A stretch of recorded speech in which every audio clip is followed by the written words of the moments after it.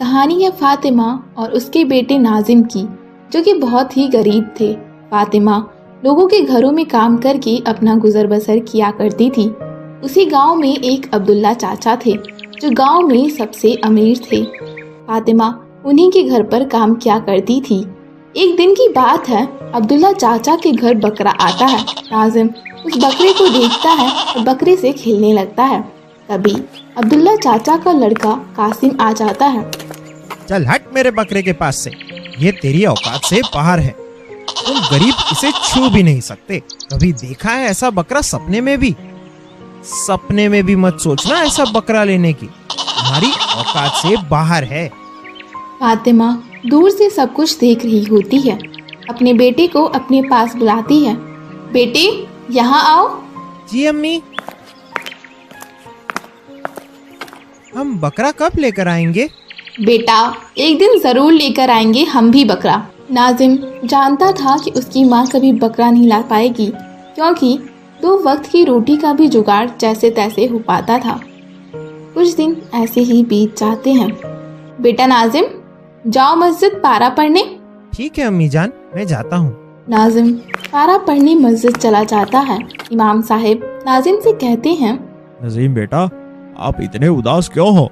इमाम साहब बकरा ईद का त्योहार आने वाला है। सबके घर बकरा आता है, लेकिन मेरे घर बकरा नहीं आता। क्यों? हम बहुत गरीब है। अम्मी जान घरों में काम करके 2 वक्त की रोटी का जुगाड़ कर पाती है।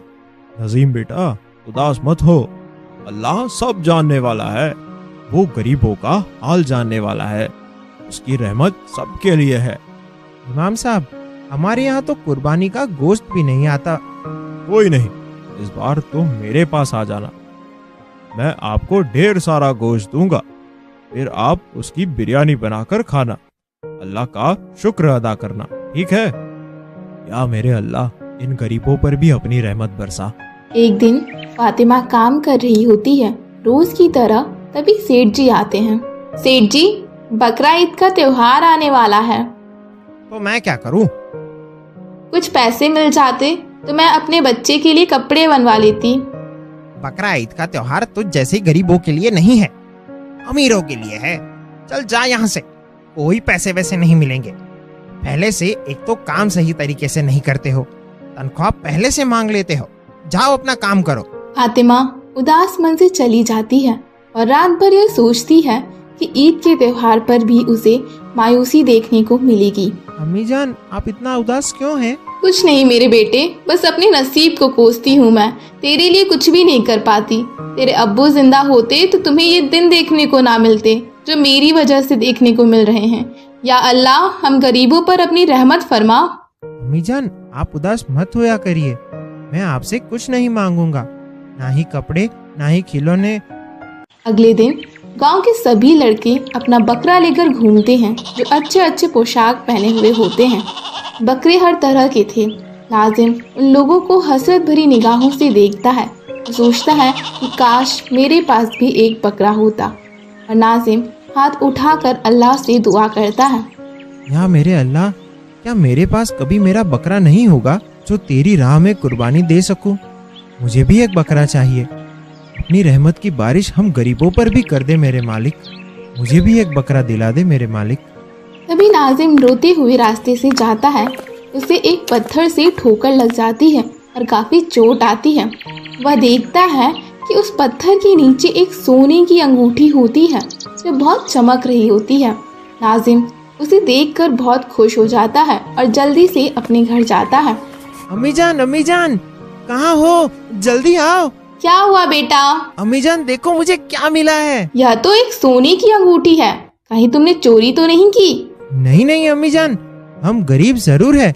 मेरी अम्मी जान तुम्हारी परवरिश ने मुझे ये नहीं सिखाया कि किसी के यहाँ चोरी करूं। अल्लाह का मुझे खौफ है। मैंने बस रोते हुए अल्लाह के आगे हाथ उठाए थे, या अल्लाह मुझे भी एक बकरा दिला दे। और मैं रोते रोते घर के लिए आ रहा था, तभी अचानक मेरा पाँव एक पत्थर पर पड़ता है और मैं गिर पड़ता हूँ। मैं क्या देखता हूँ, वो पत्थर के नीचे एक सोने की अंगूठी दबी हुई होती है, जो बहुत चमक रही होती है। और उस अंगूठी को उठाकर आपके पास दौड़ता हुआ ले आया। लगता है बेटा अल्लाह ने तुम्हारी सुन ली। उसकी रहमत से कोई नहीं बचता, अमीर हो या गरीब, गरीबों पर तो उसकी हमेशा ही मेहरबानी रहती है। चलो हम इस अंगूठी को बेचकर तुम्हारे लिए एक बकरा लेकर आएंगे। तभी फातिमा नाजिम को लेकर जाती है और उस अंगूठी को बेचकर उन पैसों से बकरा लेने के लिए बकरा मंडी जाती है।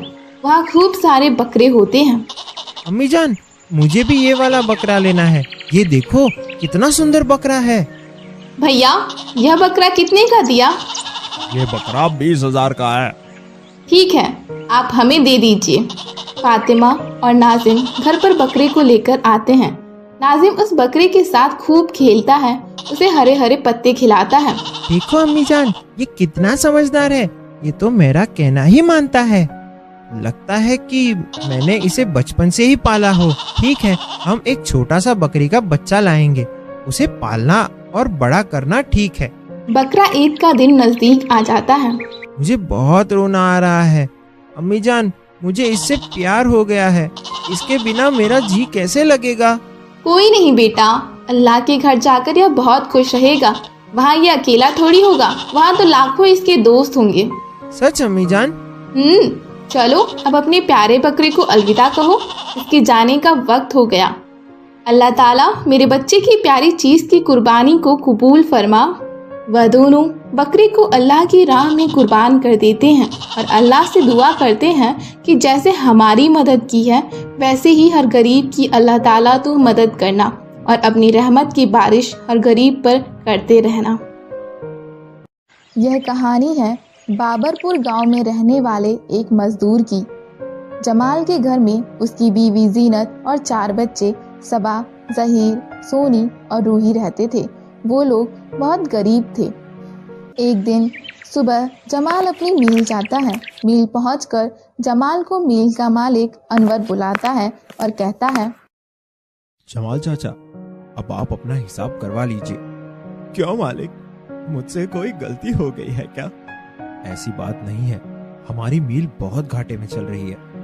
इतने मजदूरों की तनख्वाह नहीं दे पा रहा हूँ। अनवर की बात सुनकर जमाल अपने घर की तरफ चलने लगता है।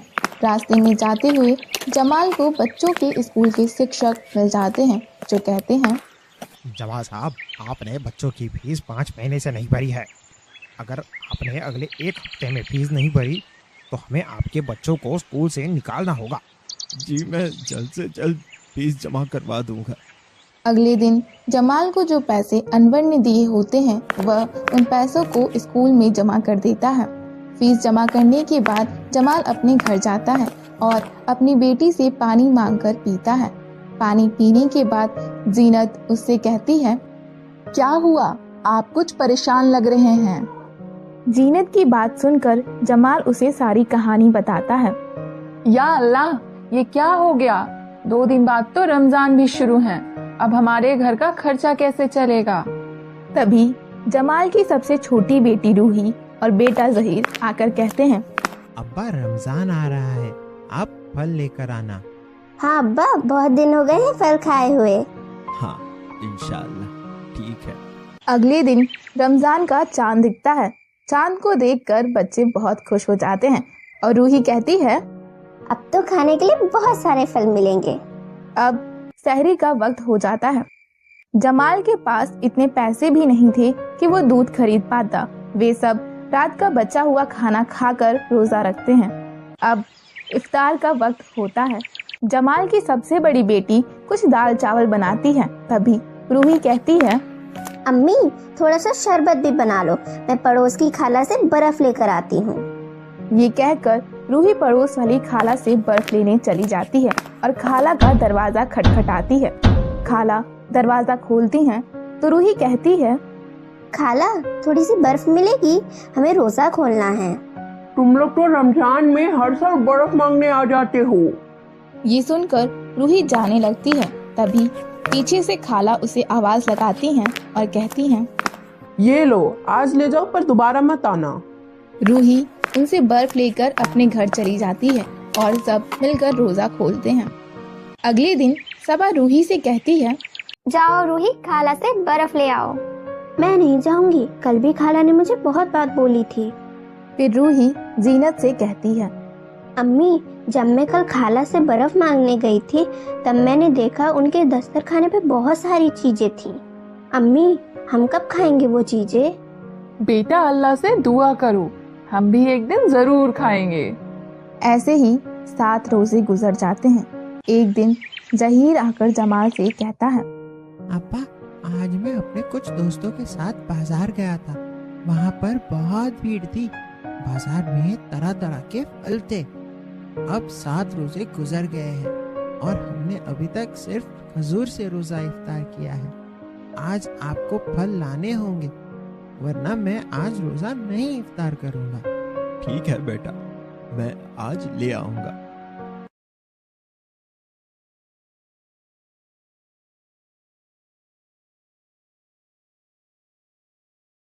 ये कहकर जमाल बाजार चला जाता है।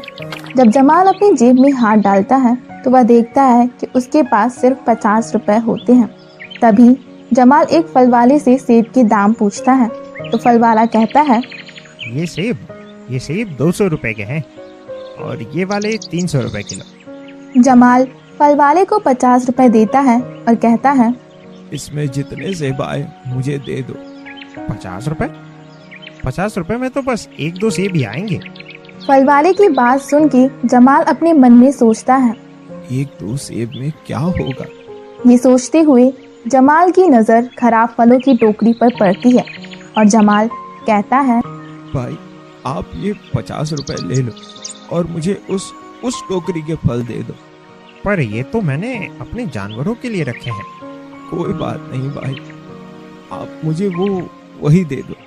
जमाल की बात सुन के फल वाले को उस पर रहम आ जाता है और वो जमाल को पैसे वापस कर देता है और उसे फल की टोकरी भी दे देता है। जमाल उस टोकरी से सही फल छांटने लगता है। जमाल से थोड़ी दूर खड़ा अनवर भी ये देख रहा होता है। अनवर को ये देखकर बहुत दुख होता है। जमाल टोकरी से फल लेकर अपने घर जाने लगता है। अनवर भी अपनी कार से जमाल का पीछा करता है। कुछ देर बाद अनवर फिर से वापस बाजार जाता है और बाजार से राशन, फल और कपड़े लेकर जमाल के घर जाता है। अनवर जमाल के दरवाजे पर दस्तक देता है। जहीर आकर दरवाजा खोलता है। अनवर कहता है, ये घर जमाल चाचा का है? जी, आपको क्या काम है? जी, मेरा नाम अनवर है। मैं चाचा जमाल से मिलने आया हूँ। जहीर जमाल को बुलाता है। जमाल आता है तो अनवर जमाल से कहता है, जमाल चाचा, आप कल से काम पर आ जाइए।